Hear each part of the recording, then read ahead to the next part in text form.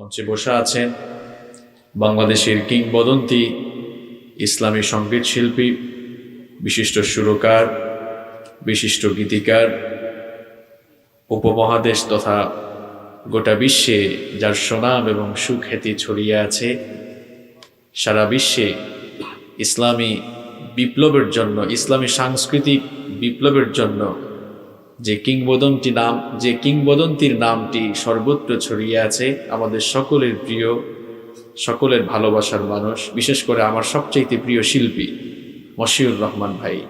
বারাকাল্লাহু ফি হায়াতিহি ওয়া ইলমিহি ওয়া আমালিহি ওয়া সাউতিহি। এত আস্তে আমিন বললেন? একজন মশিউর রহমান, এটা তো প্রশংসা তো পাশাপাশি বসিয়ে রেখা করা ঠিক না, এরকম মানুষ একদিনে তৈরি হয় না।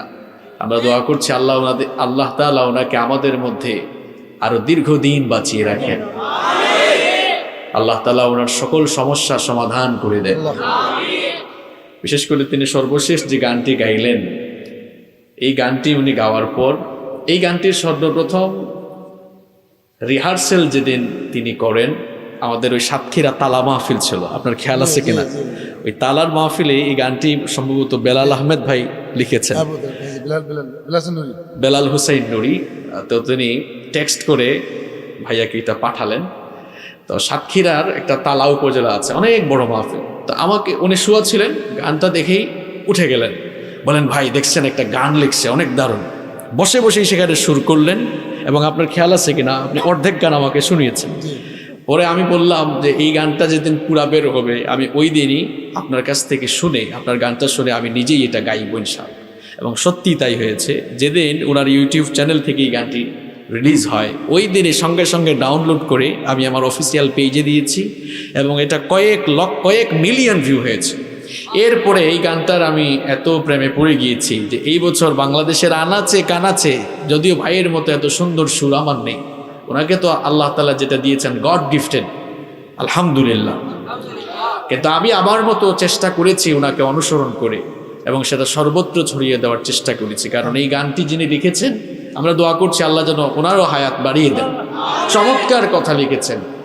এই গানের ভেতরের কথাগুলো এতটা বাস্তবিক, যদি আমরা এই গানের মাধ্যমে সবাই যদি আমাদের ভুলগুলো বুঝতে পেরে আমাদের সংকীর্ণ মন মানসিকতাকে একটু উদার করে দিয়ে, আমাদের মনের অহংকার আর অধ্যত্বপূর্ণ মনোভাবকে দূর করে আমরা সবাই যদি বুকে বুক মিলাতে পারি, আমরা যদি দল মতের ঊর্ধ্বে ইসলামকে প্রায়োরিটি দিয়ে সবাই যদি ঐক্যবদ্ধ হতে পারি, এই দেশে ইসলামের বিরুদ্ধে কথা বলার সাহসও কেউ পাবে না।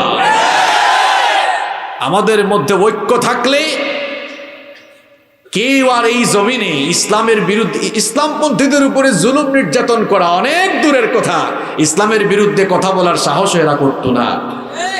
এই জমিনটাই ইসলামের জমিন। এই জমিন চিনতে হবে, এই দেশে অলিয়া উলিয়ার মাধ্যমে ইসলাম এসেছে। এই জমিনটা মুসলমানদের জমিন। এই দেশে 90% মুসলমান বসবাস করে। এই দেশ আলেম ওলামাদের দেশ। আল্লাহু আকবরের ধরিতে এই দেশে সূর্য উদিত হয়, আবার আল্লাহু আকবরের ধরিতে এই দেশে সূর্য অস্তমিত যায়। সুতরাং যেই দেশে আল্লাহু আকবরের ধরিতে সূর্য উঠে, আবার আল্লাহু আকবরের ধরিতে সূর্য অস্তমিত যায়, এই দেশে টাকলা বাকলা থাকবে না, আল্লাহর জমিনে আল্লাহর দিন থাকবে।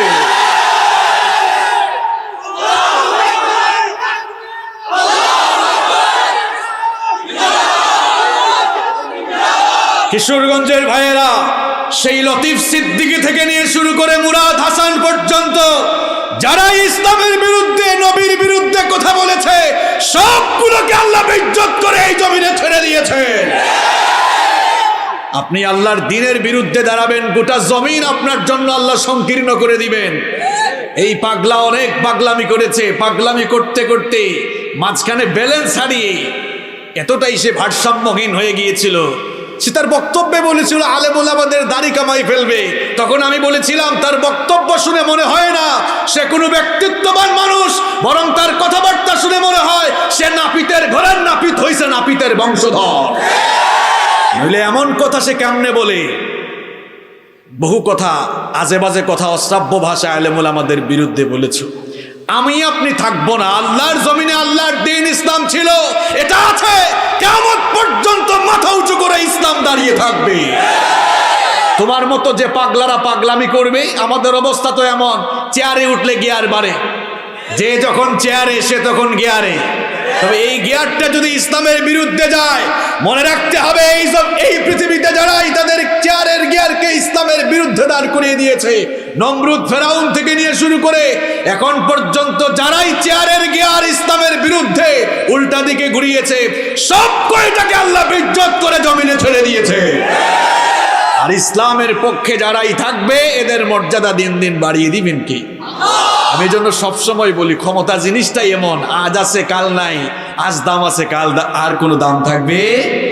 এই পাগলা 4-5 দিন আগে, আজকে তো রোববার, গত রোববারও পুলিশি প্রোটেকশন নিয়ে চলাফেরা করেছে। আর আজকে কি হয়েছে আপনারা দেখেছেন? দুবাই এয়ারপোর্টের মধ্যে ফ্লোরের মধ্যে শুয়েছিল, কোন দেশে তার জায়গা হচ্ছে না। ইসলামের বিরুদ্ধে গেলে কেউ তোমাকে গ্রহণ করবে না। ক্ষমতা আছে, আমরা অনেক সময় হুঁশ হারায় ফেলি। ক্ষমতা যতক্ষণ থাকে পুলিশ হাত পা দিয়া সালাম দেয়, আর ক্ষমতা যখন চলে যায়, যদি ইসলামের বিরুদ্ধে দাঁড়ান, তাহলে যারাই হাত পা দিয়ে স্যালুট দিয়েছে এরাই আবার বাইন্দা হাত পা দিয়া পিটাবে। দেখেন না, এই পাগলারে খুঁজতেছে, অলরেডি মামলাও কয়েকটা হয়ে গেছে। আপনি ইসলামের পক্ষে থাকেন, দেখবেন আপনার মর্যাদা দিন দিন বাড়ায় দিবেন কে? আল্লাহ আমাদেরকে বুঝার তৌফিক দান করেন। আমাদের মশিউর ভাইদের জন্য আমরা দোয়া করছি। মশিউর ভাই সহ, মশিউর রহমান ভাই সহ বাংলাদেশে ইসলামী সংস্কৃতির জন্য যারা লড়াই করছেন, যারা এই সুস্থ সংস্কৃতি মানুষের ঘরে ঘরে পৌঁছে দেওয়ার জন্য আজীবন যারা সংগ্রাম করে যাচ্ছেন, আল্লাহ তাআলা আমাদের এই মাথার তাজ সোনার টুকরা সন্তানদেরকে আল্লাহ তাআলা যেন নেক হায়াত দারাজ করেন। মাহফিলে আমার আগে যত ওলামায়ে কেরাম বক্তব্য রেখেছেন, সেই সকল শ্রদ্ধাভাজন ওলামায়ে কেরাম আল্লাহ তাআলা সকলকে যেন নেক হায়াত দারাজ করেন। উপস্থিত প্রাণ প্রিয় কিশোরগঞ্জবাসী, আপনারা সবাই কেমন আছেন? শীত লাগতেছে? কমিটির ভাইদেরকে ধন্যবাদ দিতে হয়, কারণ বাইরে ঠান্ডা আছে, কিন্তু এখানে তারা চতুর্দিককে কাপড় দিয়ে ঢেকে রাখার কারণে, সব দিকে ঢেকে রাখার কারণে কুয়াশা ঢুকতেছে না। এখানে কোরআনের আলোচনা চলছে, একটা রহমত রহমত ভাব আছে না নাই? নাতিশীতোষ্ণ আবহাওয়া, আলহামদুলিল্লাহ। এই রহমতটা কার? রাতও যেহেতু অনেক হয়ে গিয়েছে, আমার ইচ্ছা ছিল মশিউর রহমান ভাইয়ের কাছ থেকে কমপক্ষে তো 8-10টা গান শুনবো। আমি ঘুমায় গেছিলাম, মনে রাখি অনেকগুলা গান গেয়ে ফেলছি, আমি মিস করে ফেলছি। আমি ওনার আগেই চলে এসেছি, উনি আসতে একটু লেট করেছেন, ক্লান্ত ছিলাম তো, দিনেও মাহফিল চলে এসেই ঘুমায় গেছে। এসে ওনার তারপরে ঘুম থেকে জাগলাম, মোল্লাতন্ত্র গানটা শুনেছি, অনেক ভালো লেগেছে। আমি ভাইকে অনেক মহব্বত করি, আরো গান শুনবো, আমাদের দেখা হবে ইনশাআল্লাহ। তা যেহেতু রাত অনেক হয়ে গিয়েছে, আমিও কথা না বলি, 12টার আগে যেন আপনারা গিয়া ঘুমাতে পারেন, আর ফজরের নামাজটা যেন আমরা জামাতে পড়তে পারি, ওই কায়দাই করবো ইনশাআল্লাহ। তবে যদি আপনাদের ধৈর্য একটু থাকে আর কি, তাইলে একটু বাড়াবো না ইনশাআল্লাহ। বাপরে বাপ, যে তেল উঠছে দেখা যাচ্ছে সবার। তার মানে থাকতে পারবো মনে হয়, তাই না? একটা ভাব চলে আসছে, তাই না? মাশাআল্লাহ, আল্লাহ কবুল করেন। আচ্ছা, আজকের আলোচনা থেকে আমরা সবাই বেনিফিটেড হতে চাই কি চাই না? সবাই উপকৃত হতে চাই তো? যদি আমরা এই মাহফিল থেকে, আলোচনা থেকে উপকৃত হতে চাই, দুটো কাজ আমাদেরকে করতে হবে। রব্বুল আলামিন বলেছেন, ওয়া ইযা কুরিআল কুরআনু ফাসতামিউ লাহু ওয়া আনসিতু লাআল্লাকুম তুরহামুন। আল্লাহ তাআলা বলছেন, ওয়া ইযা কুরিআল কুরআন, যখন কোরআন পাঠ হবে, কোরআন তেলাওয়াত হবে, এর আলোচনা হবে, ফাসতামিউ লাহু, তখন তোমরা ফুললি কনসেন্ট্রেট হয়ে যাও, মনোযোগী হয়ে আলোচনা শোনো। পারস্পরিক কথাবার্তা বলে ঝামেলা সৃষ্টি করে আলোচনা শোনো না, বরং দিলের কান দিয়ে আল্লাহর কালাম শোনো। আর 2 নম্বর, ওয়া আনসিতু, সাইলেন্ট হয়ে যাও, চুপচাপ নীরব থাকো। কয়টা কাজ দেখি আপনাদের মেমোরাইজিং ক্যাপাসিটি কেমন। 1 নম্বর কি বলেছি? সিরিয়াল ব্রেক হলো কেন? 1 নম্বর চুপ থাকা নাকি মনোযোগী হওয়া? এখন তালের চোটে বেতাল হইলে চলবে না, জোশের চোটে হুশ হারাইলে চলবে না। 1 নম্বর মনোযোগী হয়ে শুনতে হবে। এই যে এক লোক একটু আগে দেখলাম উঠে গেল, এইরকম মাঝে মাঝে উঠাউঠি করা যাবে না। 2 নম্বর, ওয়া আনসিতু, চুপচাপ থাকতে হবে। এই দুটো কাজ যদি আমরা করতে পারি, আল্লাহ তাআলা বলেছেন লাআল্লাকুম তুরহামুন, সম্ভবত তোমাদের উপরেই আমার রহমত নাজিল হবে। সুবহানাল্লাহ। এই দুটো কাজ করা যাবে তো ইনশাআল্লাহ। চলেন আমরা সরাসরি আলোচনায় ঢুকে যাই। সংক্ষিপ্ত কথা বলবো তো, এই জন্য আর দেরি করব না ইনশাআল্লাহ। আমার হাতে যে কিতাব আপনারা দেখতে পাচ্ছেন, এই কিতাবের নাম কি? সবাই বলেন না, একটু জোরে বলেন, কিতাবটার নাম কি? আল কোরআন। এই কিতাব কি দুনিয়ার কোনো আলেম ওলামাদের লিখিত নাকি আল্লাহর তরফ থেকে আসা? একটু জোরে বলেন তো, এই কিতাব নাজিল করেছেন কে? আল্লাহর নাম বলতে আপনাদের কষ্ট হয়? তো মধুর নাম, এটা বলতে কষ্ট হবে কেন? আল্লাহু আল্লাহু তুমি জানলে জালালুহু, শেষ করা তো যায় না গিয়ে তোমার গুণগান। আল্লাহু আল্লাহু তুমি জানলে জালালুহু, শেষ করা তো যায় না গিয়ে তোমার গুণগান। তুমি কাদের গাফফার, তুমি জালিল জাব্বার, তুমি কাদের গাফফার, তুমি জালিল জাব্বার। অনন্ত অসীম তুমি রহিম রহমান। আল্লাহু আল্লাহু তুমি জানলে জালালুহু, শেষ করা তো যায় না গিয়ে তোমার গুণগান। আল্লাহু আল্লাহু, আল্লাহর গুণগান গিয়ে আমরা শেষ করতে পারবো? এই কোরআন নাজিল করেছেন কি? কোরআনুল কারীম পৃথিবীর সমস্ত মানুষদেরকে 4 ভাগে ভাগ করেছে। বুঝে থাকলে সবাই একটু ঠুট্টা নাড়ায়া একটু কষ্ট করে জবাব দেন, কোরআন পৃথিবীর মানুষকে কয় ভাগে ভাগ করেছে? আর একটু জোরে বলে। আরে কিশোরগঞ্জের মানুষ আপনারা, আপনারা তো বাংলাদেশ চালান, আপনাদের আওয়াজটা এরকম মহিলার মতো হইলে হবে না, এটা পুরুষের মতো হওয়া লাগবে, ঠিক কিনা কন? এই তো, এইটা না হচ্ছে কিশোরগঞ্জের আওয়াজ, একদম পারফেক্ট হয়েছে না? কোরআনুল কারীম পৃথিবীর মানুষদেরকে কয় ভাগে ভাগ করেছে? মাশাআল্লাহ। এবার আসেন, এই ভাগগুলোর নাম কি আমরা জানা নেই। 1 নম্বর মুমিন, 1 নম্বর 2 নম্বর মুশরিক, 2 নম্বর 3 নম্বর মুলহিদ। আপনারা বলবেন হুজুর এটা আবার কি? জীবনে কোনোদিন শুনলাম না। এইয়া কিয়া? হ্যাঁ, বুঝালছেন? মুলহিদ মানে কি শুনছেন এমনি? মজার মানুষ তো আপনারা, এইরকম রেসপন্স পাইলে তো আলোচনা জমবে ইনশাআল্লাহ। মুলহিদ মানে যে স্রষ্টায় বিশ্বাস করে না, যেটাকে আমরা সংক্ষেপে কি বলি? এই তো মাশাআল্লাহ, বাংলাদেশ তো চালাবেন আপনারাই, বুঝে ফেলে নাকি? নাস্তিক। তাহলে 3 নাম্বার নাস্তিক। এটা আরবি শিখেন না রে ভাই? মুলহিদ বলেন কি? ভেরি গুড, সুন্দর। এরপরে 4 নাম্বার হচ্ছে মুনাফিক। 4 নাম্বার, এই তো দেখি তো বিসিএস ক্যাডার হওয়ার মতো যোগ্যতা এলাকায় আছে কিনা। মাত্র বললাম, কে কে মনে রাখছে দেখি। কোরআন পৃথিবীর মানুষদেরকে কয় ভাগে ভাগ করেছে? বাংলাদেশ তো আপনারাই চালাবেন, সব মনে রাখছে। 1 নাম্বার, 2 নাম্বার, 3 নাম্বার, 4 নাম্বার মুলহিদ। আরবিও শিখে ফেলছেন, তাহলে তো আমার মনে হয় অল্প একটি ট্রেনিং দিলে আপনারা আরবি ভাষাই শিখে ফেলবেন। মাশাআল্লাহ। আচ্ছা, তাহলে আমরা এই 4 প্রকার যেহেতু জেনে ফেলেছি, চলেন এই 4 শ্রেণীর মানুষের পরিচয় আর এদের পরিণতিটাও জেনে নেই। 1 নাম্বার বলেছে মুমিন। আচ্ছা, মুমিন কারা? ঈমান এনেছে যারা। তো ঈমান এনেছে যারা, এদের ডেস্টিনেশন, ঈমান এনে ঈমানের পথে চলবে যারা, জান্নাতে যাবে তারা। সুবহানাল্লাহ পড়েন। রব্বুল আলামিন কোরআনুল কারীমের 18 নম্বর সূরা সূরাতুল কাহফের 107 নম্বর আয়াত থেকে বললেন, ইন্নাল্লাযীনা আমানু ওয়া আমিলুস সালিহাতি কানাত লাহুম জান্নাতুল ফিরদাউসি নুজুলা খালিদিনা ফিহা লা ইয়াবগুনা আনহা হিওয়ালা। আল্লাহ তাআলা বলছেন, নিশ্চয়ই যারা ঈমান এনেছে, ঈমান আনার পরে যারা আমলে সালেহ করেছে, নেকির কাজ করেছে, আল্লাহ তাআলা তাদেরকে 1 নম্বরের জান্নাত, জান্নাতুল ফেরদাউসের মেহমান বানাবে।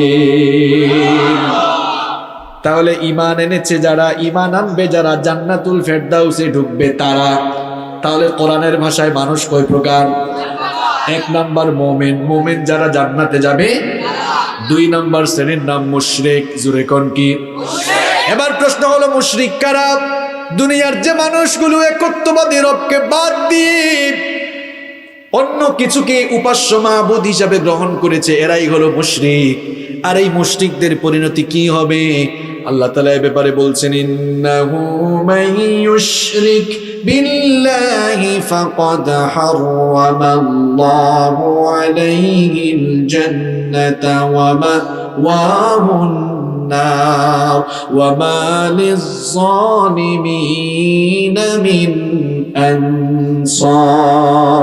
আল্লাহ তাআলা বলছেন, নিশ্চয়ই যারা আল্লাহর সঙ্গে শিরক করে আল্লাহ তাআলা তার জন্য জান্নাত হারাম করে দিয়েছেন আর জাহান্নাম তার জন্য ওয়াজিব করে দিয়েছেন। তার মানে মুশরিক যারা আল্লাহর সঙ্গে শরীক করবে, যারা জাহান্নামের আগুনে পুড়বে, তারা। কথা মোল্লার না আল্লাহর? আরেকটু জোরে বলে। তাহলে মানুষ হলো চার প্রকার, আমার ভাষায় না কোরআনের ভাষায়। এক নাম্বার ইমানদার যারা জান্নাতে যাবে, দুই নাম্বার মুশরিক যারা জাহান্নামে যাবে তারা, তিন নাম্বার কি বলেছিলাম? এগুলো তো মানুষের কোনো জাতি না। এটা কি আমি বলছি? আপনারা হাসলেন কেন? এই নাস্তিক গুলা মানুষের কোন জাতি না। কথাটা মোল্লার না, এই কথাটাও আল্লাহর।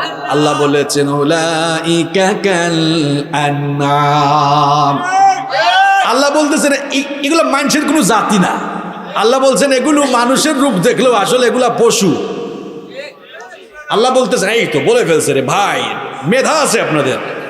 আমি বলার আগেই বলে ফেলছে। আল্লাহ বলছেন যে না, এদেরকে পশুর মতো বললে কম বলা হবে। আল্লাহ বলতেছেন না, বালহুম আদাল, এরা এর চেয়ে আরো খারাপ। তাহলে নাস্তিক যারা, এরা মানুষের কোনো জাতি? এরা কেমন কথা কয়? কয় দেয়ার ইজ নো গড, স্রষ্টা বলতে কেউ নাই। কয় থাকলে তো দেখতাম। আনসিন ইজ নাথিং, যা দেখা যায় না তা বিশ্বাস করা যায়। আমার বাড়ি যে সিলেট, আপনারা জানেননি? জানো? তুমি সপ্তাহ দেখি জানো, অতটা জানো কিনা? সিলেটি মাত বুঝেননি আপনারা? সিলেটি একটি কথা বলে যে যেমন কুকুর তেমন মুগুর দরকার। আপনাদের এলাকায় কি এরকম বলে?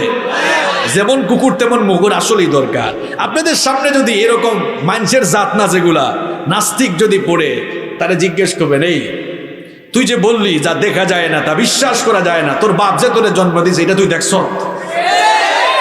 ওইটা যেমন কুকুর তেমন, তুই যে বললি যা দেখা যায় না তা বিশ্বাস করা যায় না, তোর বাপ তোরই জন্ম দিয়েছে এটা তুই দেখছ? এখন তো বেকায়দায় পড়বে, বলবে না। তখন আপনি জবাব দিবেন, তুই বলছ যা দেখা যায় না তা বিশ্বাস করা যায় না, তাহলে তোর বাপ তোরে জন্ম দিয়েছে, তুই যেহেতু দেখোস নাই, তার মানে তুই একটা বেজল না, তুই একটা বাস্টার্ড।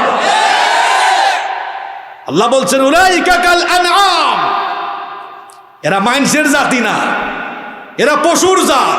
বলেছেন কি? তাহলে কোরআনের ভাষায় মানুষ কয় প্রকার? আরো জোরে বলেন। কি কিশোরগঞ্জের মানুষ যদি 5 মিনিটে ক্লান্ত হয়, এরা দেশ চালাবে কেমনে? অন্তত 1 ঘন্টা তো হুজুরের সাথে তাল মিলাইতে হবে। পারবেন তো আপনারা? এখানে দেখি বাবারা আওয়াজ দেয় বেশি, যুবকরা কি, যারা বিয়ে করে নাই, বিয়ের আগেই যদি তোমার টেম্পার এমন থাকে, বিয়ের পর তো থাকবেই না। এই যুবকরা একটা আওয়াজ দেওয়া যাবে তো? আওয়াজ দেওয়া যাবে? যাবে? তাহলে কয় প্রকার বলছি? বলছি কত প্রকার? শেষ করে বলছি 3 প্রকার শেষ, আরো 1 প্রকার বাকি। 1 নাম্বার হচ্ছে মুনাফিক, 4 নাম্বার হলো মুনাফিক। 4 নাম্বার মুনাফিক। এবার এদের পরিণতি কোথায়? জাহান্নাম। এই তো খুব ভালো করে জানেন আপনারা। মুনাফিক গুলো জাহান্নামের উপরের তলায় থাকবে না নিচের তলায় থাকবে? দেখি তো এবার আপনাদের একটা ইন্টারভিউ নেই। পৃথিবীর কুখ্যাত কয়েকটা কাফেরের নাম আপনারা কোন? ফেরাউন, তারপরে আবু জাহাল, উতবা, মাশাআল্লাহ সব জানেন আপনারা। বলেন এই যে কুখ্যাত কাফের গুলার নাম আপনারা বলবেন, এই কুখ্যাত কাফের গুলা জান্নাতি না জাহান্নামী? এদেরকে জাহান্নামী আমরা বানাইছি না আল্লাহ বানিয়েছে? তাহলে এই কুখ্যাত কাফের গুলো যাবে জাহান্নামের উপরের তলায়, আর মুনাফিক গুলা এই কুখ্যাত কাফের চাইতেও আরো খারাপ। আল্লাহ বলেছেন, ইন্নাল মুনাফিকিনা ফিদ-দারকিল আসফালি মিনান নারি ওয়া লান তাজিদা লাহুম নাসীরা। আল্লাহ তাআলা বলছেন মুনাফিক গুলো এত খারাপ, কাফের গুলা যাবে জাহান্নামের উপরে আর মুনাফিক গুলা যাবে জাহান্নামের তলায়। কথা যদি বুঝে থাকেন তাহলে বলেন তো কাফেরের চাইতে মুনাফিক গুলা ভালো না খারাপ? তার মানে মুনাফিকের চেয়ে কাফের ভালো আছে, কিন্তু কাফেরের চেয়ে মুনাফিক খারাপ। এই জন্য শয়তান মুসলমানের সন্তানকে, কিশোরগঞ্জের মুসলমান সন্তানগুলোকে কখনো কাফের বানাতে চায় না। কারণ শয়তান আমার আপনার মতো এত বুকাশুকা না। কোনটা দেখি শয়তানের বয়স আমাদের চেয়ে কম না বেশি? তার বুদ্ধি কম না বেশি? কেমন পাকনা দেখছেন, বয়সও বেশি বুদ্ধিও। এই জন্য শয়তান ভালো করে জানে কাফের বানাইলে আমার লস, কাফের বানাইলে যাবে জাহান্নামের উপরে। মুনাফিক বানাইতে পারলে লাভ আছে, কারণ মুনাফিক বানাইতে পারলে যাবে জাহান্নামের তলে। এই জন্য মুনাফিক কখনো মুসলমানের সন্তানকে কাফের বানাতে চায়, বুঝে শুনে লস করতে চায় না। এই জন্য মুনাফিক, এই জন্য শয়তান আমাকে আপনাকে কাফের বানাতে চায় না। কি বানাতে চায়? কারণ কাফের যাবে জাহান্নামের উপরে, মুনাফিক যাবে জাহান্নামের। মুনাফিক গুলো কত খারাপ এটা আপনি বুঝার জন্য খুব সহজ একটা ওয়ে আছে। বলেন তো এই কোরআনের ভেতরে মোট সূরা আছে কয়টা? মাশাআল্লাহ, সব জানে এরা, 114টা। বলেন তো মুমিনের নামে কোরআনে সূরা আছে না নাই? সূরাটার নাম সূরাতুল। মাশাআল্লাহ। এবার বলেন তো কাফেরের নামে কোরআনে সূরা নাই? সূরাটার নাম কি? সূরাতুল কাফিরুন। সূরাটা কয় পৃষ্ঠা? খালি তো ছোট কইলে হবে না, কয় লাইন? 2 বা 2.5 লাইন বা 3 লাইন ধরলাম, তাহলে কাফেরের সূরা কয় লাইন? এবার বলেন তো মুনাফিকের নামে কোরআনে সূরা আছে না নাই? সূরার নাম সূরাতুল। এটা কয় লাইন? 21 লাইন। তাইলে কাফেরের বর্ণনা দিতে আল্লাহর মাত্র 3 লাইন লাগছে। আর মুনাফিক গুলো এত খারাপ, এগুলাও মানুষের জাত না, এগুলাও কাফেরের চেয়ে এত খারাপ, আল্লাহর এদের বর্ণনা দিতে 21 লাইনের দরকার হয়েছে। এখন ঠিক তো কইলেন। কিশোরগঞ্জের এক ভাই যদি এখন দাঁড়ায় কয় হুজুর হিন্দু দেখবো, আমি বলবো ভাই রে তুমি ইন্ডিয়াতে যাও, কোটি কোটি হিন্দু সেখানে আছে না নাই? আরেকজন যদি কয় হুজুর খ্রিস্টান দেখতাম, কোন দেশে যাব? বলবে আমেরিকা, ইংল্যান্ডে যাও। কেউ যদি কয় হুজুর বৌদ্ধ দেখবো, কোন দেশে যাব? আমি বলবো মিয়ানমার যাও। এখন কেউ যদি বেজুইতা কোনো কোশ্চেন করে বলে হুজুর মুনাফিক দেখবো, আমি কোন দেশে যাব? কিও খারাপ লাগে? খারাপ লাগে আপনাদের? কেউ যদি প্রশ্ন করে হুজুর মুনাফিক দেব, কোন দেশে যাব? না না, যেই দেশে মুসলমান আছে সেই দেশে মুনাফিক আছে। অবশ্য কিশোরগঞ্জে মুনাফিক নাই? আছে মানে সব জায়গায় আছে। এটা এই প্যান্ডেলের ভিতরেও থাকতে পারে। আর এটা আছে কিনা বুঝার জন্য একটা ওয়ে হলো, কেউ যদি উঠে বুঝতে হবে খাইসলত মনে হয় আছে, তার মানে আজকে বসেও বিপদে পড়ছে, উঠলেই কিন্তু মানুষ এখন সন্দেহ করবে। একেবারে চিপার ভিতরে পড়ছে, ঠিক কিনা? খুব চিপায় এখন। এই উঠাউঠি করা যাবে না, কিন্তু ভিতর থেকে উঠার কোনো সুযোগ, কারণ ভিতর থেকে উঠলেই মানুষ ভাববে মনে হয় কোনোটা মিলে। এখন পেশাব আসলে কি করবে? হ্যাঁ, হাত উঠায় বলবে না? সুন্দর সিস্টেম। এই যে এক ভাই হাত তুলছে, বলছে হুজুর এইভাবে দেখাবে, হাত তুলে দেখাবে। তার মানে উঠাউঠি করা যাবে? উঠাউঠি করলেই কিন্তু এখানে ডাইকে আনবো। কেউ খারাপ লাগে আপনাদের? মজা লাগতেছে? মজা তো লাগবেই, কারণ কথাগুলো আমার না, কথাগুলো কার? আরো জোরে বলেন, কথাগুলো কার? মুনাফিক গুলোকে কিন্তু চেনাও যায় না, কারণ তার আলাদা ড্রেস কোড নাই। মনে করেন আপনাদের কিশোরগঞ্জে অনেক ভালো ভালো স্কুল আছে, স্কুলের আলাদা ড্রেস আছে না নাই? কলেজের ড্রেস আছে, স্কুলের ড্রেস আছে, কিন্তু মুনাফিকের কোনো আলাদা ড্রেস নাই। ড্রেস থাকলে আমরা তাদের চিনে ফেলতাম এটা মুনাফিক। ড্রেস নাই, এই জন্য চেনাও যায় না। তার হাব ভাবও এমন, মাথায় টুপিয়ে দেয়, পাঞ্জাবিও লাগায়, দাড়িও রাখে, আবার আজান হলে দেখা যায় মসজিদেও যায়, কিন্তু এই মুনাফিক লোকটা সুযোগ পাইলে আবার ইসলাম রে জবাই দেয়। তারে কিন্তু খুব সহজে চেনা যায়। এখন বলবেন হুজুর চিনতাম কেমনে? এটা আপনি বলে দেন। এখন চিনবো কেমনে? এটা আমি বলে দিব না, আল্লাহ এবং রাসূল সেই কায়দা বলে গিয়েছেন, ঠিক কিনা? আল্লাহ এবং রাসূলের কায়দা আমাদেরকে জানিয়েছেন। মুনাফিক চেনার জন্য কিছু খাসলত আছে। মুনাফিকের অনেকগুলো খাসলত কোরআন আর হাদিসে আছে না নাই? আমি এখান থেকে ঘেটে ঘেটে মোট 15টা বের করছি। আরো বেশি থাকতেও হয়তো পারে। এই 15টা স্বভাব আজকে আপনাদের সামনে তুলে ধরবো। তবে আমরা হেদায়াতের নিয়তে আলোচনা শুনবো, অন্য নিয়তে আলোচনা শুনলে কিন্তু আমরা হেদায়াত পাবো।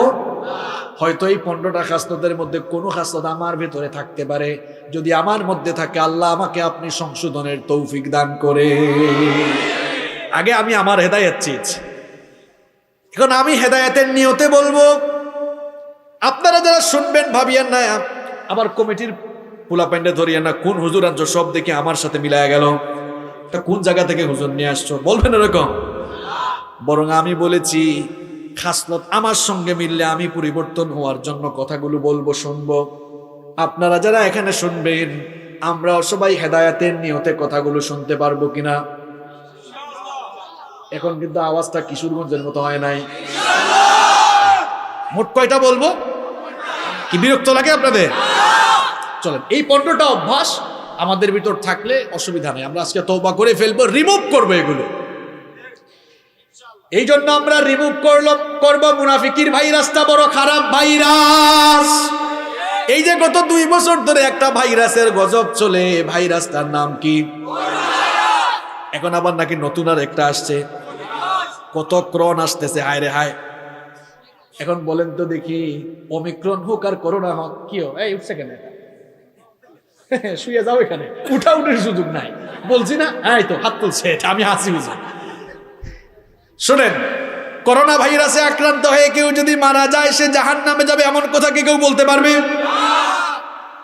ক্যান্সারে আক্রান্ত হয়ে কেউ যদি মারা যায় জাহান্নামে যাবে, কেউ কি বলতে পারবে নাকি? কিন্তু মুনাফিকির ভাইরাস এমন ভাইরাস, এই ভাইরাসে মারা গেলে জাহান্নাম ছাড়া কোনো গতি নাই। তাহলে বলেন তো, করোনা ভাইরাসের চাইতে মুনাফিকির ভাইরাসটা ভালো না খারাপ? খারাপ মানে এটা বেশি খারাপ। এই ভাইরাসে আক্রান্ত হয়ে তওবা না করে কেউ যদি মরে যায়, বিনা হিসাবে জান্নাত না জাহান্নাম? একটা ঘটনা আমার মনে পড়ে গেছে, বলবো? ঘটনাটা কিন্তু আমি কোরআন থেকে বলবো।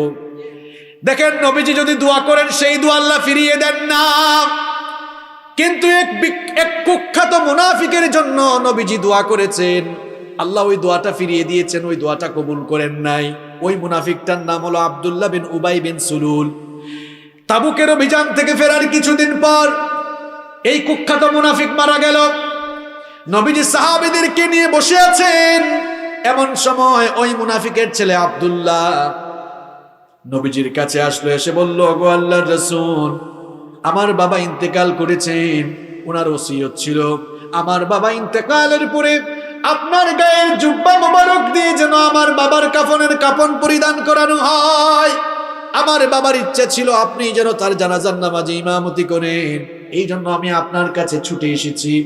এই কথা শোনা মাত্রই নবীজি দাঁড়িয়ে গেলেন, জানাজার উদ্দেশ্যে যখন রওনা করতে যাবেন, ওমর ইবনুল খাত্তাব রাদিয়াল্লাহু আনহু সামনে দাঁড়িয়ে বাধা দিলেন।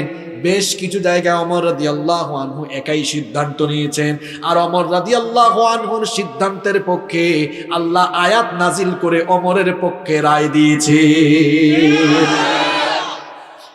ওমর রাদিয়াল্লাহু আনহু আটকালেন, আটকিয়ে বললেন, ইয়া রাসূলুল্লাহ, বলেন সাল্লাল্লাহু আলাইহি ওয়াসাল্লাম, কোথায় যাচ্ছেন আপনি? এই লোকটাকে কি চিনেন না? এমন কুখ্যাত মুনাফিক, উহুদের ময়দান থেকে 300 সৈন্য নিয়ে ভেগে গিয়েছে, যখন সুযোগ পেয়েছে মুসলমানদের বিরুদ্ধে ষড়যন্ত্র করেছে। কোথায় যাচ্ছেন আপনি? দয়া করে এই মুনাফিকটার জানাজায় আপনি যাইয়েন না।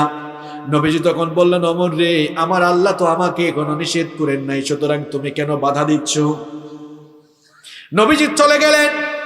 চলে যাওয়ার পর তার নিজের জুব্বা দিয়ে এই কুখ্যাত মুনাফিকটার কাফনের কাপড় পরালেন, নিজের গায়ের থুতু মুবারক ওই মুনাফিকের গায়ে লাগিয়ে দিলেন। এরপরে জানাজার নামাজে ইমামতের জন্য দাঁড়িয়ে গেলেন। যখন এই কুখ্যাত মুনাফিকটার জানাজার নামাজে ইমামতের জন্য দাঁড়িয়ে গেলেন, বরদাস্ত করতে পারলেন না কে? সঙ্গে সঙ্গে আল্লাহ জিবরিলকে পাঠালেন, ওহী নাজিল হয়ে গেল। কোরআনুল কারীমের 9 নম্বর সূরা সূরাতুত তাওবা এর 80 নম্বর আয়াত নাজিল হয়ে গেল।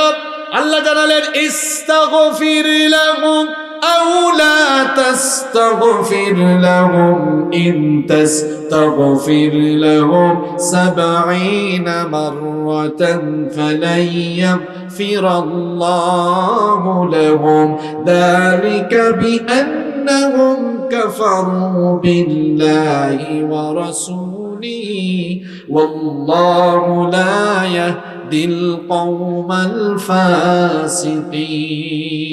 কথাটা কার আল্লাহ জানালেন নবী গো এই কুখ্যাত মুনাফিকের জানাজায় দাঁড়িয়ে আপনি যদি এই কুখ্যাত মুনাফিকটার জন্য একবার দুইবার নয় একটানা 70 বার আপনি নবী হয়েও যদি তার জন্য আমার কাছে আপনি ক্ষমা চান মাফ চান আমি আল্লাহ আপনাকে জানালাম এই ধরনের কুখ্যাত মুনাফিকগুলোকে আমি মাফ করব না বরং এদের জন্য জাহান্নামের শাস্তি অবধারিত আল্লাহু আকবার যেই নবী হাত তুললে আল্লাহ দোয়া ফিরিয়ে দেন না কিবলা পরিবর্তনের ঘটনা আপনারা জানেন নবীজি হাত তুলেন নাই যোহরের নামাজে দাঁড়িয়েছেন তখন কিবলা ছিল বাইতুল মুকাদ্দাসের দিকে এখন তো আমরা বাইতুল্লাহর দিকে মুখ করে নামাজ আদায় করি তখন কিবলা ছিল বাইতুল মুকাদ্দাসের দিকে নবীজি বাইতুল মুকাদ্দাসের দিকে মুখ করে নামাজ আদায় করছেন হাত তুলে দোয়া করতেছেন না নামাজের মধ্যে মনে মনে ভাবতেছেন আহারে কিবলাটা যদি বাইতুল্লাহর দিকে হতো তাহলে আমার ভালো লাগতো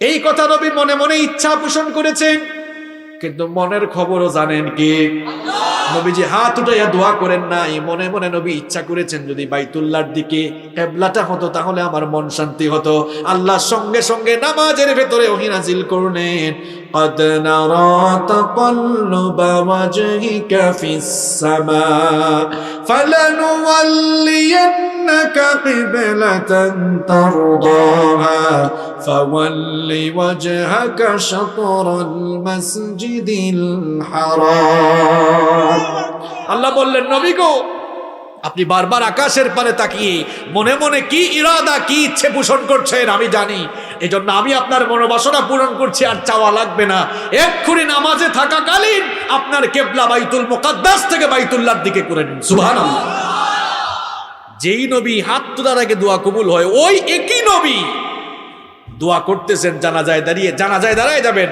আল্লাহ বলতেছেন না এর জানাজা আপনি নিজে করলেও আমি মাফ করব না লোকটা কি হওয়ার কারণে আরো জোরে কিশোরগঞ্জের মানুষের মতো বলেন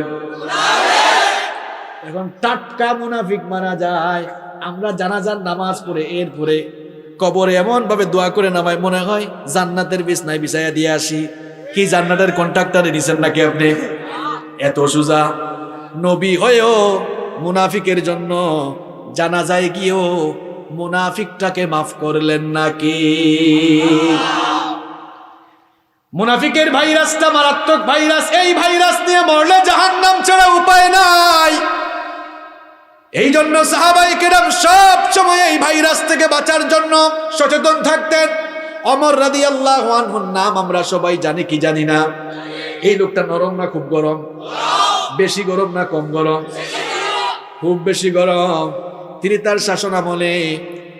তিনি তার শাসনামলে একবার আবু হুযায়ফা ইবনুল ইয়ামান রাদিয়াল্লাহু আন যাকে সাহিবুস সিররুন নবী নবীজির গোপন কথার ভান্ডার বলা হতো তার কাছে গিয়ে বললেন ওগো আমার ভাই নবীজি তো মুনাফিকের লিস্টটা তোমার কাছে বলে গিয়েছেন একটু দয়া করে বলো তো সেই লিস্টে আমি ওমরের নাম আছে নাকি এই কথা শুনে সাহাবী বললেন কি করে আপনার নাম ওই মুনাফিকের খাতায় থাকতে পারে কারণ নবীজি আপনার ব্যাপারে বলেছেন লা নবিয়্যা ওয়ালা রাসূলা মিন বাদি আমার পরে নবী নাই আমার পরে কোনো রাসূলও নাই লাউ কানা নাবিয়্যাম মিন বাদি লাকানা ওমর আমার পরে কেউ যদি নবী হতো তাহলে আমার ওমর আমার পরে নবী হয়ে যেত আল্লাহু আকবার কি করে আপনার নাম মুনাফিকের খাতায় থাকতে পারে ওমর রাদিয়াল্লাহু আনহু তখন বললেন ভাই আমি আপনাকে এই জন্য জিজ্ঞেস করেছি এখনো তো বেঁচে আছি যদি মুনাফিকের খাতায় নামটা থাকে তওবা করে আমি ভালো হয়ে যাব কারণ মুনাফিকের ভাইরাস নিয়ে মরলে তো জাহান্নাম ছাড়া উপায় থাকবে না যেখানে সাহাবীরা এই ভাইরাস থেকে বাঁচার জন্য চিন্তায় থাকতেন আমি আপনি কি নিয়া তাহলে এই কিশোরগঞ্জকে এই কটিয়াদিকে মুনাফিক মুক্ত করার দরকার আছে না নাই মুনাফিক মুক্ত করতে হলে মুনাফিকের অভ্যাসগুলো আমরা বেশি বেশি আমল করব না এগুলো একদম ডিলিট করব তাহলে মুনাফিকের তো আলাদা ড্রেস কোড নাই কপালের মধ্যে বা দেহের কোথাও সাইনবোর্ড নাই, বোঝা যাবে চরিত্র দেখে। কি দেখে? আজকে মুনাফিকের কয়টা চরিত্র বলবো? আরো জোরে কোন? 15টা। তাহলে আমরা শুরু করে দিই। হ্যাঁ, আচ্ছা 12টার আগে ছুটি দিলে আপনারা খুশি না বেজার? আরে বাপরে বাপ, দেখি না 12টা। কেউ কেউ আবার মনে মনে বলতেছে কোন জায়গা থেকে হুজুর একটা আনছে, উঠাও যায় না। উঠলেন না কেন? শুরুতে উঠার সুযোগ ছিল, এখন আর নাই সুযোগ। ওই যে রমজান মাসে সাহরি খাওয়ার সময় শেষ হইলে যেমন মসজিদ থেকে কয় সাহরি খাওয়ার টাইম শেষ, আর খাইতে পারবে? ওই আমিও বলতেছি উঠা উঠির টাইম শেষ। এই তোমার আবার কি হয়েছে, তেল উঠছে নাকি? বসো, এটা বসায় দেন, বসো। তাহলে মুনাফিকের খাসলত জানবো কয়টা? চলেন শুরু করে দিই। 1 নাম্বার হলো মুনাফিক গুলো হয় দ্বিমুখী। দ্বিমুখী স্বভাবের, ডবল ফেস পার্সোনালিটি, দুমুখী স্বভাবের। যেই দিকে বৃষ্টি আসে ওই দিকেই তার ছাতা মেলে, এটা ইমানদার না, এটা মুনাফিক। কোরআনুল কারীমের 2 নম্বর সূরা সূরাতুল বাকারা এর 8 নম্বর আয়াতে রব্বুল আলামিন বললেন, ওয়া মিনান নাসি মান ইয়াকুলু আমান্না বিল্লাহি ওয়া বিল ইয়াউমিল আখির ওয়া মা হুম বিমুমিনিন। কথাকার আল্লাহ তাআলা বললেন, মানুষের মধ্যে এমন কিছু লোক আছে যারা বলে আমরা আল্লাহ আর আখিরাতের উপর ঈমান এনেছি, মুখ দিয়ে এরা ঈমানের কথা বললেও কাজে কর্মে এরা বেঈমানি করে। মুখ দিয়ে কই ঈমানদার, কিন্তু আজান হলে নামাজে যায় না, কথা বলার সময় মিথ্যা বলে, সুদ খায়, ঘুষ খায়। অবশ্য সুদখোর আর ঘুষখোর এই কটিয়া দিতে একজনও নাই। তো এই যে ঈমানের কথা বলে আবার ব্যবসা করলে ওজনে কম দেয়, মুখ দিয়ে ঈমানের কথা বলে, মুখ দিয়ে ঈমানদারি দেখায়, কিন্তু কাজে কর্মে বেঈমানি করে। এইভাবে যারা মুখ দিয়ে ঈমানের কথা বলে, বাস্তব জীবনে যারা ঈমানের বিপরীত কাজ করে, এরা ঈমানদার নাকি মুনাফিক? তাহলে মুনাফিকের 1 নম্বর স্বভাব হলো মুখে যা বলে বাস্তবে তা করে। এদের ভেতরে এক বাইরে, ভেতরে এক জিনিস বাইরে আরেক জিনিস, এই জিনিসটার নাম আরো জোরে কোন? তাহলে আমরা মুখে যা বলবো বাস্তবেও তা আমরা ঈমান এনেছি কার উপরে? তো আল্লাহর উপরে ঈমান আনার পরে একজন ঈমানদারের 2 নম্বর কাজ নামাজ। আমরা আজান হলে কি মসজিদে যাবো না উল্টা দিকে দৌড় মারবো? ওই দেখেন সুরের সিস্টেম। মনে করছেন নকল করে চলে যাব? নো, নকল করে আর যাওয়া যাবে না। কিন্তু খারাপ লাগতেছে নাকি? 1 নাম্বার বলেছি মুনাফিক বলে, 1 করে, মনে থাকবে। 2 নাম্বার হচ্ছে মুনাফিক যারা, এরা ধোঁকাবাজি করে, এরা ধোঁকাবাজ স্বভাবের। এরা ইমানদারদেরকে ধোঁকা দেয়, ইমানদারের লেবাস পরে ইমানদারদেরকে ধোঁকা দেয়। আর ধোঁকা কেমনে দেয় পরে বলতেছে, আগে আয়াতটা বলে নেই। আল্লাহ তাআলা কোরআনুল কারীমের 2 নম্বর সূরা সূরাতুল বাকারা এর 9 নম্বর আয়াতে বললেন, ইউখাদিউনাল্লাহা ওয়াল্লাযীনা আমানু ওয়া মা ইয়াখদাউনা ইল্লা আনফুসাহুম ওয়া মা ইয়াশউরুন। আল্লাহ তাআলা বলছেন, মুনাফিক মার্কা লোকেরা আল্লাহ আর ইমানদারদেরকে ধোঁকা দিতে চায়, অথচ তারা জানে না এ দ্বারা নিজেরাই তারা ধোঁকা আর প্রতারিত হচ্ছে। এরা এমন ভাবে মুসলমানদেরকে ধোঁকা দেয়, দেখা যায় এরা মাহফিলের প্যান্ডেলে এসে বলে মাহফিলের পক্ষে আছি, আমরা মাহফিল কোরআনকে পছন্দ করি, আবার মাহফিলের স্টেজের বাহিরে মাহফিল বন্ধের জন্য তারা ষড়যন্ত্র করে। এই যে দেখা যায় ইমানদারদের সামনে আসে ইমানদারি বেশ ধরে, কিন্তু তলে তলে ইমানদারদের সঙ্গে বেঈমানি করে। এটা ইমানদার না মুনাফিক? আরো যেরকম ইমানদার না মুনাফিক? এরা কেমন প্রতারক, কেমন ধোঁকাবাজ শুনেন। দেখবেন মাদক বিরোধী সমাবেশে প্রধান অতিথি হয়ে বক্তব্য দেয়, আবার রাতের বেলা মাদক সেবী যারা তাদের কাছ থেকে গিয়ে চাঁদা উঠায়া গুদাম ভরে। এগুলা ইমানদার না মুনাফিক? কারণ এর স্বভাব ভালো না। দিনের বেলা এক স্বভাব, রাতের বেলা আরেক স্বভাব। এই স্বভাবটা কিন্তু ভালো না। এই স্বভাব কিসের স্বভাব? আরো যেরকম মুনাফিকের 3 নম্বর স্বভাব হলো এরা সুবিধাবাদ জিন্দাবাদ। ইমানদারদের সাথেও তাল মিলায়, আবার বেঈমানদের সঙ্গেও তাল মিলায়। আল্লাহ কোরআনে বলেছেন, ওয়া ইযা লাকুল্লাযীনা আমানু ক্বালু আমান্না ওয়া ইযা খালাউ ইলা শায়াতিনহিম ক্বালু ইন্না মাআকুম ইন্নামা নাহনু মুস্তাহজিউন। আল্লাহ তাআলা বলছেন এরা ঈমানদারদের সামনে আসলে বলে আমরা তোমাদের ভাই, আমরা তোমাদের দলের মানুষ, আমরা ঈমানদার। মসজিদে এসারা আল্লাহওয়ালা ভাব দেখায়, আবার দেখা যায় সুযোগ পাইলেই মুসল্লিদের দাড়ি ধরে ধরে টানে, আছে না নাই? তার মানে স্বভাব কিন্তু ভালো না। ইমানদারের সামনে সে ইমানদারি দেখায়, আবার বেঈমানদের সাথে গিয়ে মিলিত হয়ে ইসলামের বিরুদ্ধে কাজ করে, আছে না নাই? এই যে ইমানদারের সামনে আসলে এক বেশ, আর বেঈমানদের সামনে গেলে আরেক বেশ, এটা ইমানদার না মুনাফিক? মসজিদ কমিটির সভাপতি হতে চায়, মাহফিলের সভাপতি হতে চায়, আবার গান বাজনার কনসার্টেরও সভাপতি হতে চায়, আছে না নাই? কি ব্যাপার, তোমার তাল তো ভালো না, ওয়াজ মাহফিলের প্যান্ডেলে দেখা যায়, আবার গানের প্যান্ডেলেও আছে না নাই? আমি মাঝে মাঝে চিন্তা করি, ওয়াজ মাহফিলে তো মানুষ, আবার গান মাহফিলে কনসার্টেও মানুষ। একদিন একজনকে বললাম ঘটনা কি, এখানেও মানুষ ওইখানেও মানুষ। কয় হুজুর একই মানুষ দুই জায়গায় যায়? কি ভুল বলেছি? এই যে এক মানুষ এখানেও যায় ওইখানেও যায়, এইদিকেও তালে থাকে ওইদিকেও তালে থাকে, এই তাল কিন্তু ভালো তাল না, মুনাফিকের তাল। কার তাল? তাহলে এই তালে তালে তাল দেওয়া যাবে? মুনাফিকের 4 নাম্বার স্বভাব হলো এটা লোক দেখানোর জন্য কাজ করে, আল্লাহকে সন্তুষ্ট করার জন্য কাজ করে না। মানুষ বাহবা দিবে, মানুষের কাছ থেকে বাহবা পাওয়ার জন্য, মানুষকে খুশি করার জন্য কাজ করে, আল্লাহকে খুশি করার জন্য কাজ করে না।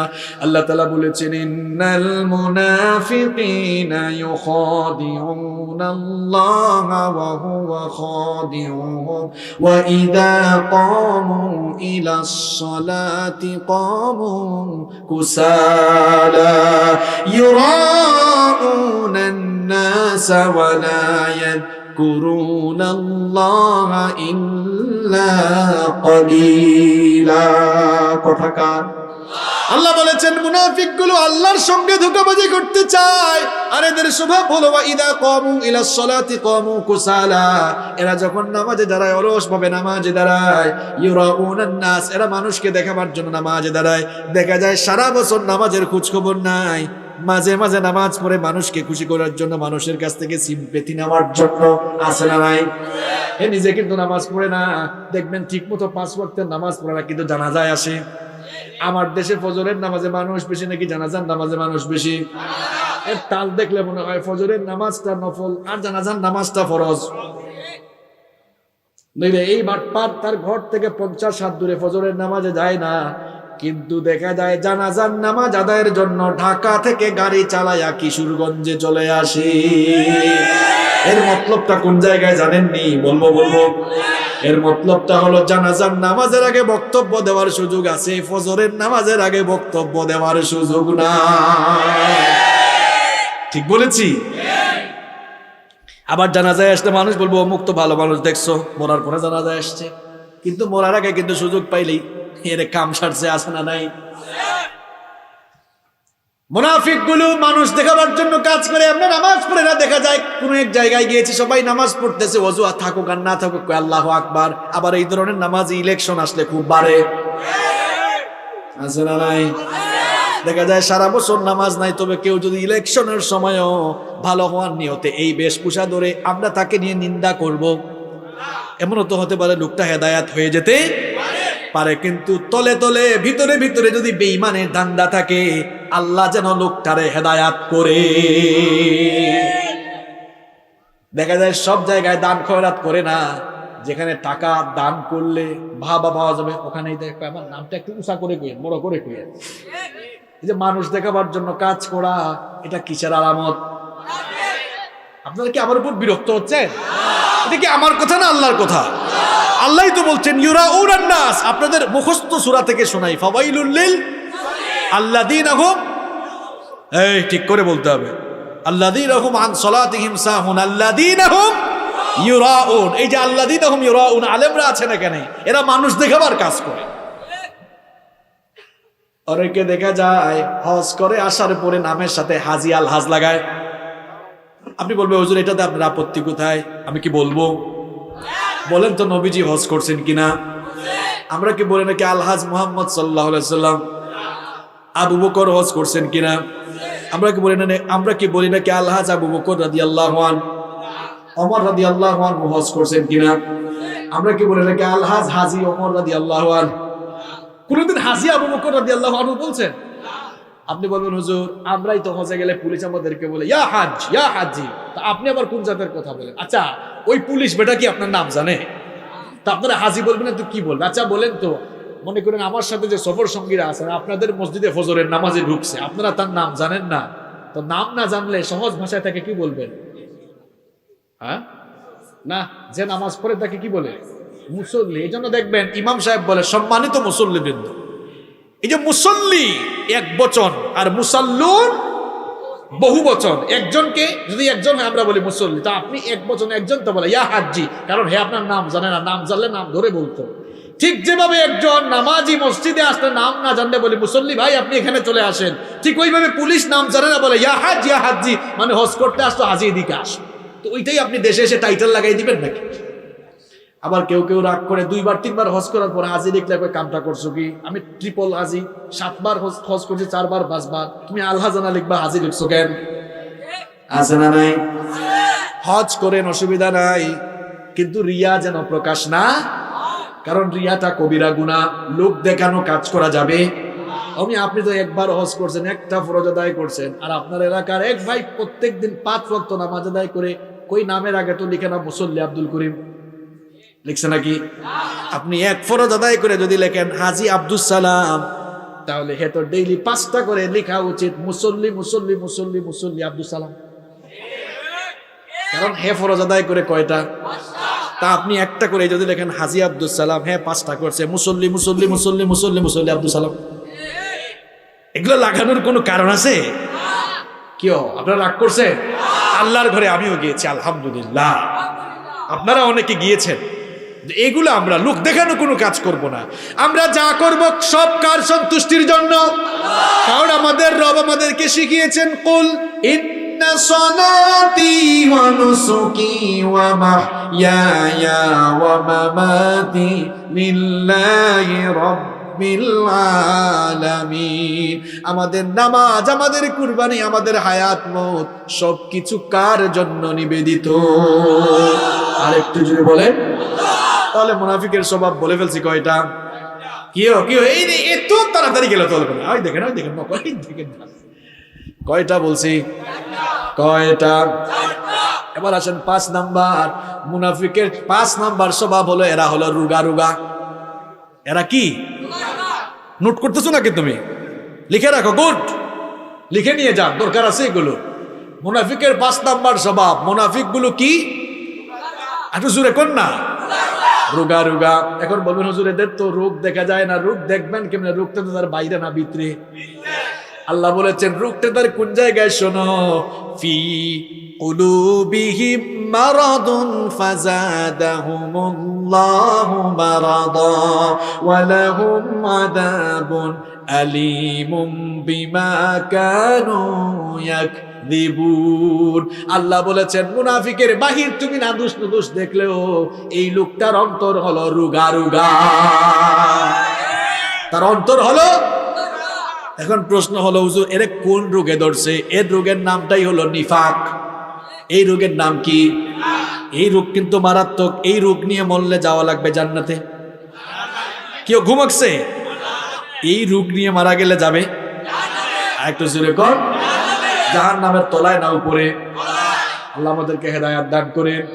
মুনাফিকের 6 নম্বর স্বভাব হলো এরা যেখানেই সুযোগ পায় সেখানে গ্যাঞ্জাম লাগায়, যেখানেই সুযোগ পায় বিশৃঙ্খলা লাগায়। আল্লাহ কোরআনে বলেছেন ওয়া ইযা কিলা লাহুম লা তুফসিদু ফিল আরদি ক্বালু ইন্নামা নাহনু মুসলিহুন আলা ইন্নাহুম হুমুল মুফসিদুনা ওয়ালাকিন লা ইয়াশউরুন।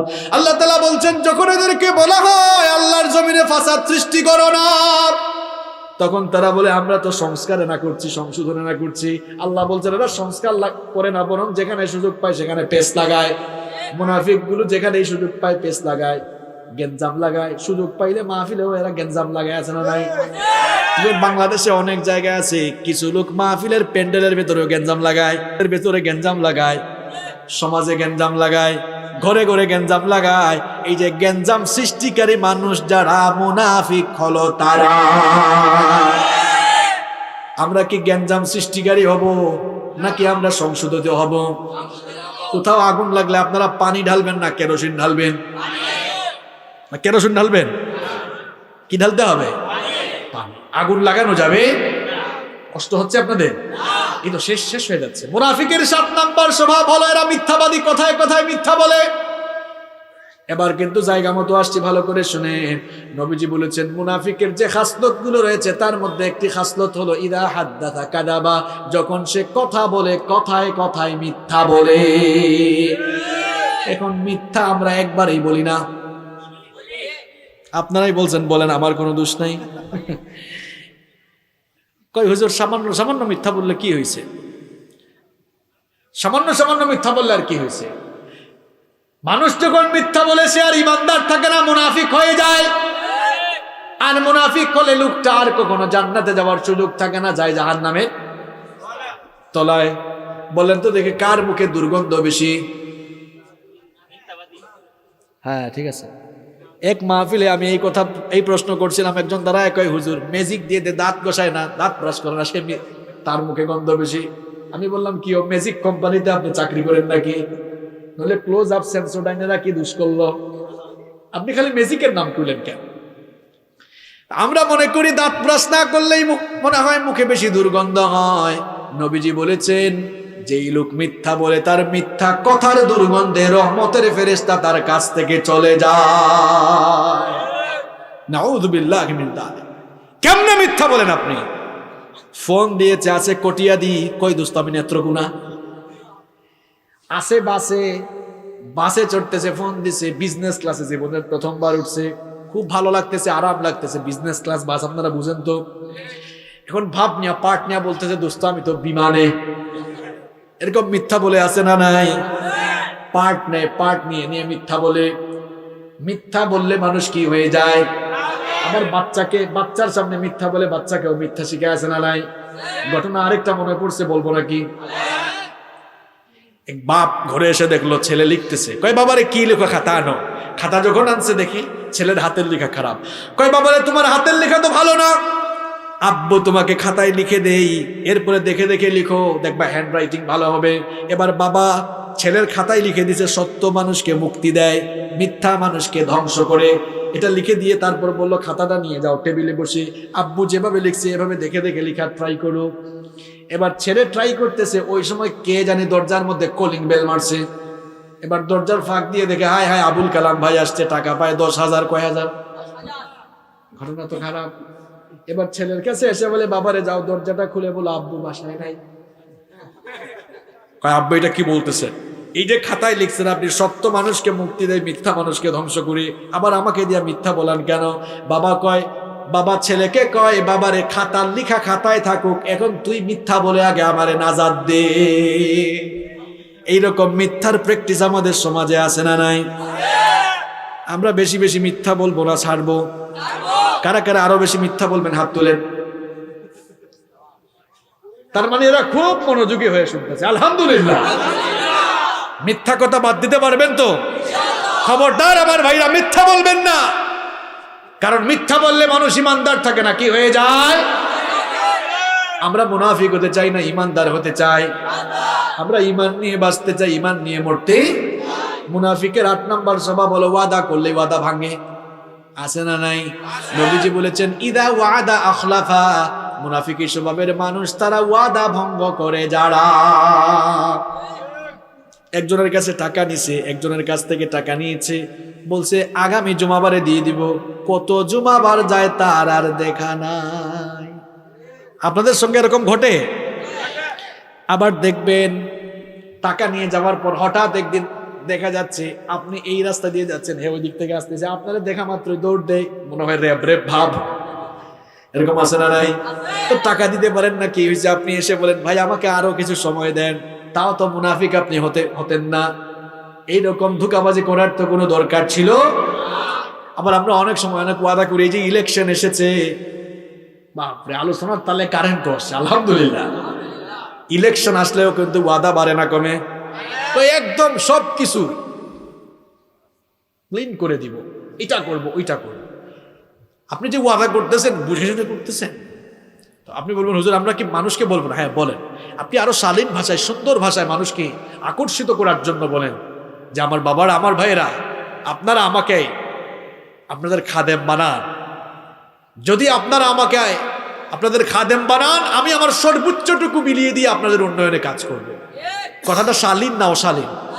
সুন্দর না অসুন্দর? এটা করে ফেলবো, ওইটা করে ফেলবো। এরপরে যে করেন না, ওয়াদা যে ভঙ্গ করে ফেলেন, তখন কি হয়ে যান আপনি? কি দরকার? সুন্দরভাবে বলেন, সুন্দরভাবে বলেন, তাহলে আপনার ওয়াদা ঠিক থাকবে, জবানটা আপনার ঠিক থাকবে। জবান নাপাক করা যাবে। আমরা ওয়াদা করলে ওয়াদা ভাঙবো। এরপরে মুনাফিকের 9 নাম্বার স্বভাব হলো মুনাফিক গুলো আমানতের খেয়ানতকারী হয়। আমানতের খেয়ানত আমাদের সমাজে নাই, আছে মানে অনেক বেশি। নবীজি বলেছেন মুনাফিকের স্বভাব হলো ওয়া ইদা তুমিনা খানা, যখন তার কাছে আমানত রাখা হয় আমানতের খেয়ানত করে। মানুষ আমানতের টাকা রেখেছে, দেখা যায় আমানতের টাকা তার গুদামের ভেতর ঢুকাইছে, আসে না নাই? এমনকি সরকারের কাছ থেকে বরাদ্দ আসে, জনগণের আমানত তার পেটের ভেতরে ঢুকে।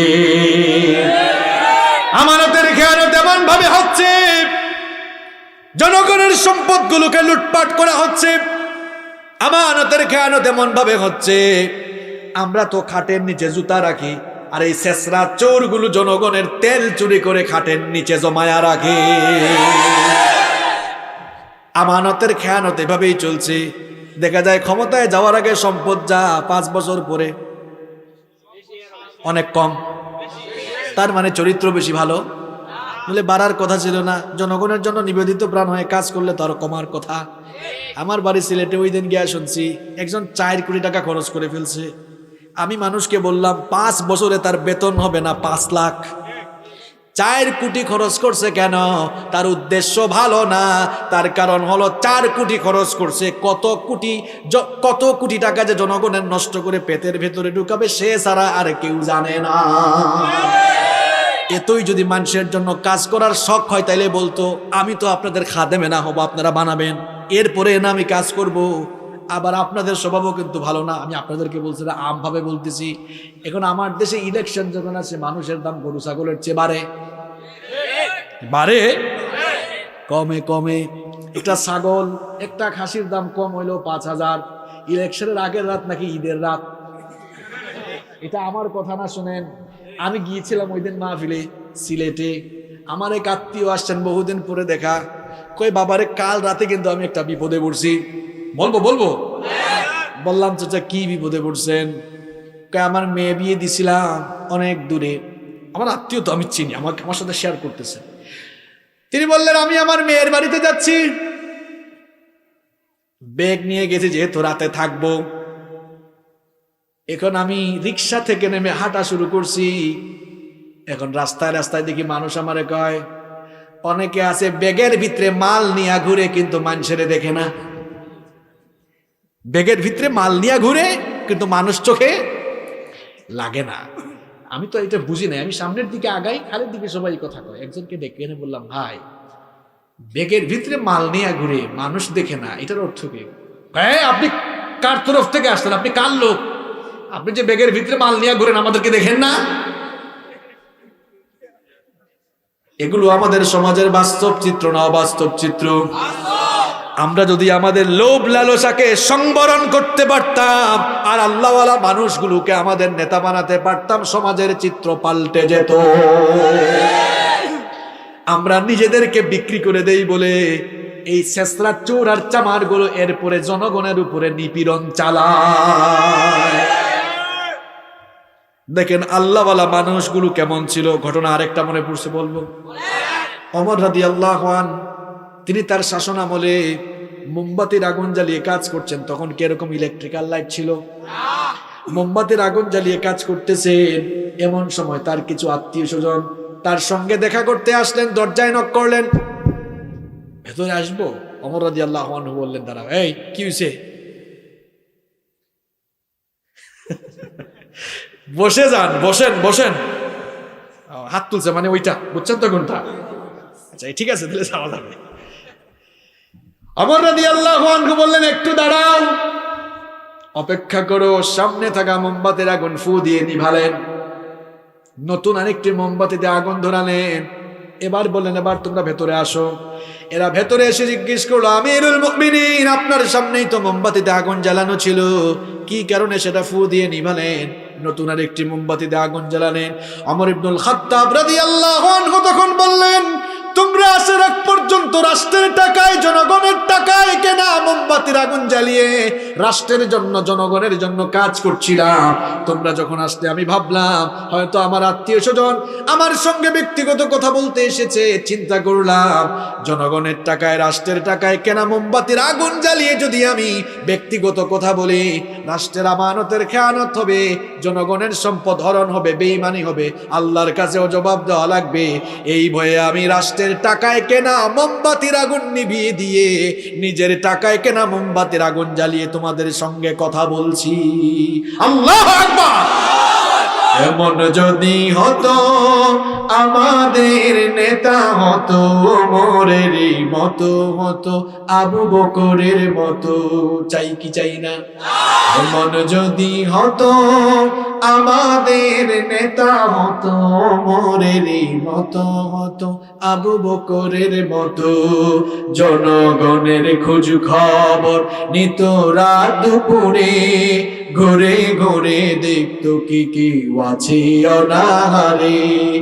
আমার দেশের কৃষক শ্রমিক বঞ্চিত হতো না, আমার দেশের মা বোনেরা লাঞ্ছিতা হতো না, ধনী গরিব ভালোবাসার জীবন ফিরে পেত, যদি আমাদের নেতা হতো ওমরেরই মতো, হতো আবু বকরের মতো।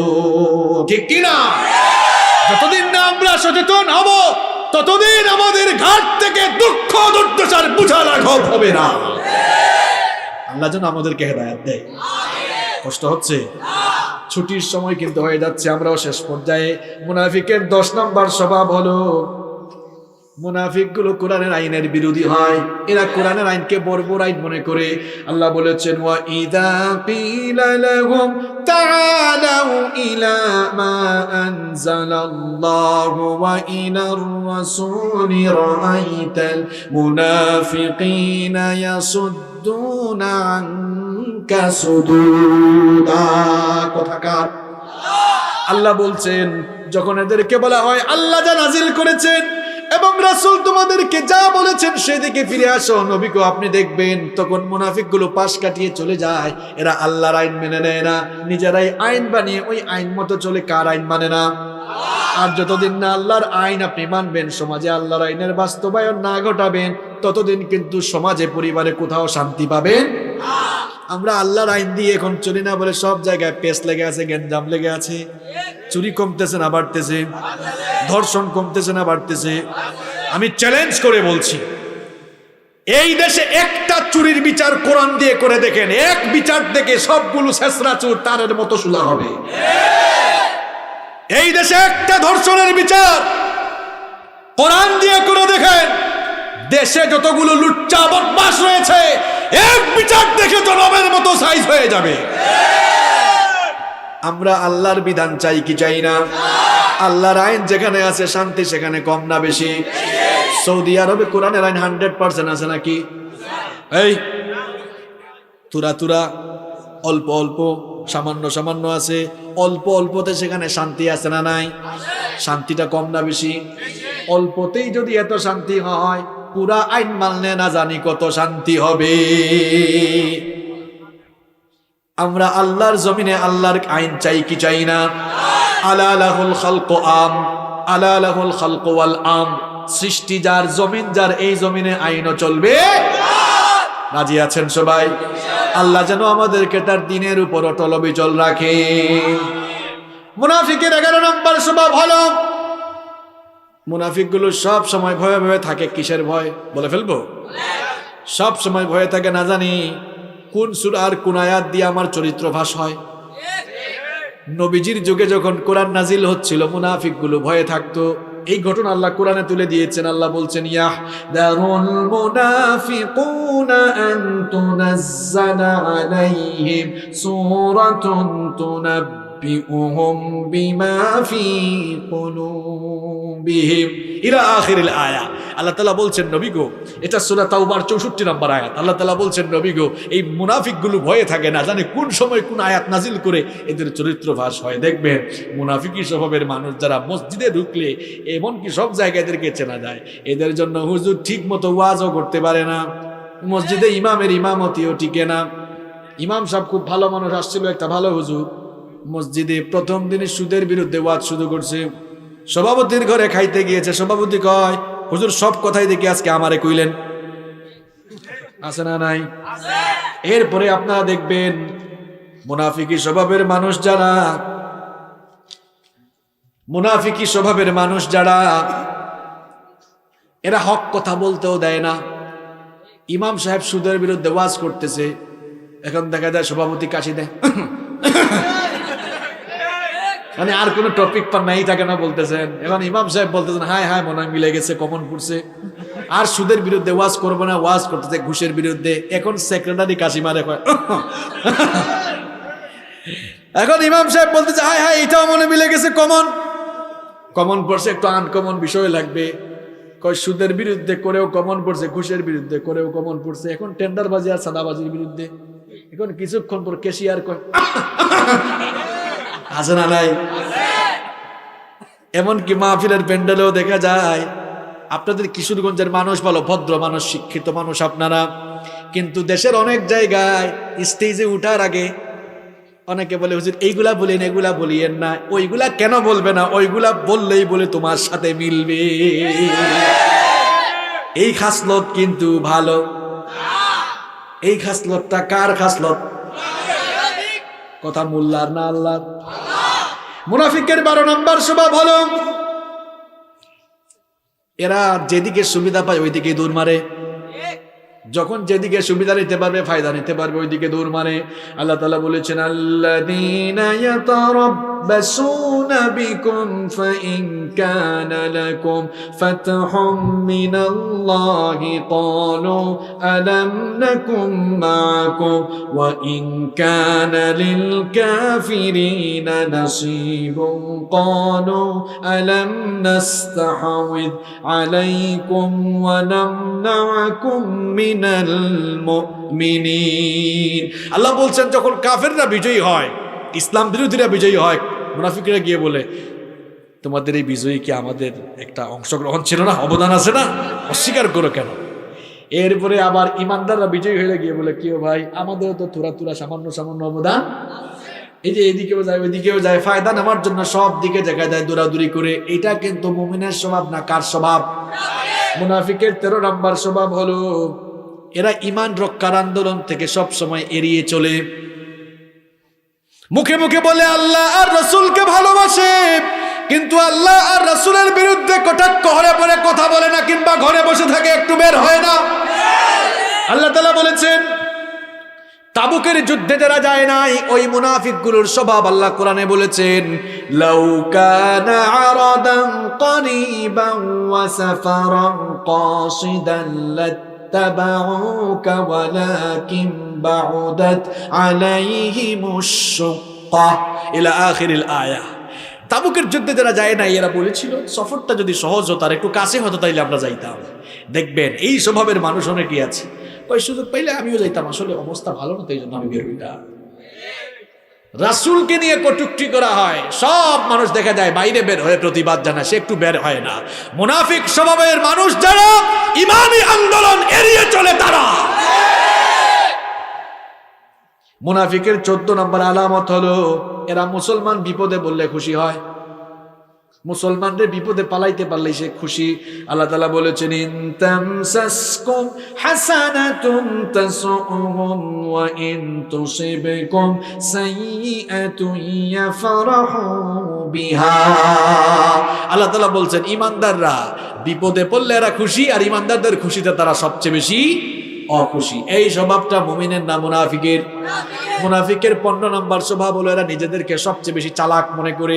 আসলে এরাই হচ্ছে দুনিয়ার সবচেয়ে বড় বোকা। বলেছেন কি? আল্লাহ তাআলা বলেছেন ওয়া ইদা কিলা লাহুম আমিনু কামা আমানান নাসু ক্বালু আনুমিনু কামা আমানাস সুফাহা আলা ইন্নাহুম হুমুস সুফাহা ওয়ালাকিন লা ইয়ালামুন। আল্লাহ তাআলা বলছেন যখন এদেরকে বলা হয় ইমানদারদের মতো পাক্কা ইমানদার হও, ঈমান আনো, তখন তারা বলে আমরা কি বোকাদের মতো ঈমান আনবো? আল্লাহ তাআলা বলছেন তোরাই হচ্ছিস এই দুনিয়ার আসল বোকা। এরা ইমানদারদেরকে বোকাশোকা মনে করে। আমার ভাইয়েরা, বেশি রাত হলে মানুষের মনোযোগ কমে। আমি জানি কোরআনের আকর্ষণ আপনাদের অনেক বেশি, আপনারা কোরআন শুনতে এসছেন, কিন্তু পরিবেশ যেন নষ্ট না হয় আর ফজরের নামাজ যেন আপনারা জামাতে পড়তে পারেন, এই জন্য একটু শর্টলি বলছে যাতে সবাই তালে তালে পুরো আলোচনাটা শুনে ফেলেন। তাহলে মুনাফিকের আলামত বলছি কয়টা? 3 ঘন্টা ওয়াজ করে লাভ নাই, জাতের ওয়াজ 1 ঘন্টাই ভালো, ঠিক কিনা? 15টা স্বভাব বলেছি। এই স্বভাব যদি আমার সাথে মিলে, আল্লাহ আগে আমার হেদায়াত দেন, আর আমার এই কলিজার টুকরা বাবা আর ভাইদের সাথে যদি মিলে, আল্লাহ দয়া করে আমাদের সবাইকে আপনি হেদায়াত দেন।